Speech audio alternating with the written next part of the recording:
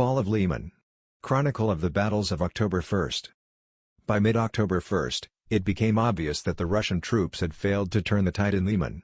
The armed forces of Ukraine concentrated their efforts on three sections of the roads: Liman, Zarechnoye, Torskoye, Kremennaya, Torskoye-Svatovo.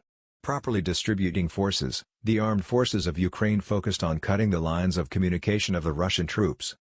At the same time, the pushing through of Russian defensive orders continued in Liman itself, Stavki, the northern environs of Yampol, and along the Road of Life.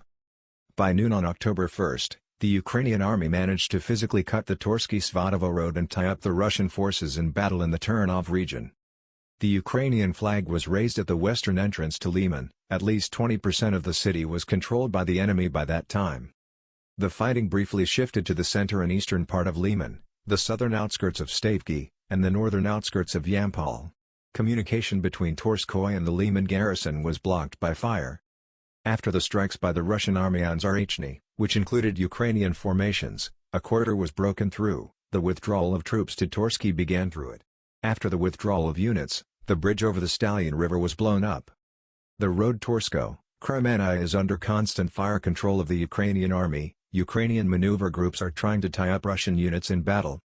Despite the measures taken by the Russian command, it turned out, at best, to slow down the advance of the Ukrainian troops.